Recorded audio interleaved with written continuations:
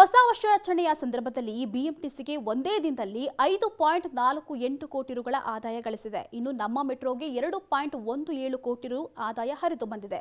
ಹೌದು, ಹೊಸ ವರ್ಷಾಚರಣೆಯ ಪ್ರಯುಕ್ತ ಬಿಎಂಟಿಸಿಯು ಕೆಲ ಮಾರ್ಗಗಳಲ್ಲಿ ಬೆಳಗ್ಗೆಯಿಂದ ತಡರಾತ್ರಿ 2 ಗಂಟೆವರೆಗೂ ಸಾರಿಗೆ ಸೌಲಭ್ಯವನ್ನು ಒದಗಿಸಿತ್ತು.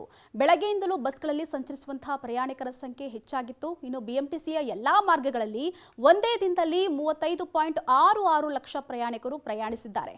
ಇದರಿಂದ ಬಿಎಂಟಿಸಿಗೆ 5.48 ಕೋಟಿ ರು ಆದಾಯ ಹರಿದು ಬಂದಿದೆ. ಇನ್ನು ರಾತ್ರಿ 11ರಿಂದ ತಡರಾತ್ರಿ 2ರವರೆಗೆ ಎಂಜಿ ರೋಡ್ ರಸ್ತೆಯಿಂದ ವಿವಿಧ ಮಾರ್ಗಗಳಲ್ಲಿ ಸಂಚರಿಸಿದಂತಹ 76 ಬಸ್ಗಳಲ್ಲಿ 4840 ಪ್ರಯಾಣಿಕರು ಪ್ರಯಾಣಿಸಿದ್ದಾರೆ.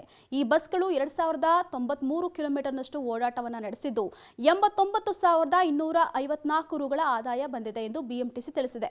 ಇನ್ನು ನಮ್ಮ ಮೆಟ್ರೋದಲ್ಲಿ ಡಿಸೆಂಬರ್ 31ರ ಬೆಳಗ್ಗೆ 5ರಿಂದ ಮಧ್ಯರಾತ್ರಿ 2 ಗಂಟೆಯವರೆಗೆ ಮೆಟ್ರೋ ರೈಲುಗಳು ಸಂಚಾರವನ್ನು ನಡೆಸಿದ್ವು. ಹಸಿರು ಮತ್ತು ನೇರಳೆ ಮಾರ್ಗದಲ್ಲಿ 8,50,467 ಜನರು ಪ್ರಯಾಣವನ್ನು ಮಾಡಿದ್ದಾರೆ. ಇದರಲ್ಲಿ 2.80 ಲಕ್ಷದಷ್ಟು ಜನರು ಸ್ಮಾರ್ಟ್ ಕಾರ್ಡ್ ಅನ್ನು ಬಳಕೆ ಮಾಡಿಕೊಂಡಿದ್ದಾರೆ. ಇನ್ನು 914 ಜನರು ಒಂದೇ ದಿನದ ಪಾಸ್ ಅನ್ನು ಬಳಸಿಕೊಂಡಿದ್ದಾರೆ. ಇನ್ನು 96 ಜನರು 3 ದಿನದ ಪಾಸ್ ಮತ್ತು 132 ಜನರು 5 ದಿನದ ಪಾಸ್ ಅನ್ನು ಪಡ್ಕೊಂಡಿದ್ದಾರೆ.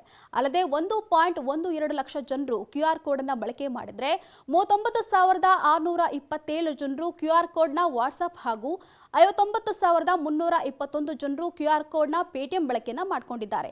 ಇದೇ ವೇಳೆ 3.49 ಲಕ್ಷ ಟೋಕನ್ ಹಾಗೆ 11,091 NCMC ಕಾರ್ಡ್ ಹಾಗೂ 1029 ಗುಂಪು ಟಿಕೆಟ್ ಅನ್ನು ಪಡ್ಕೊಂಡಿದ್ದಾರೆ.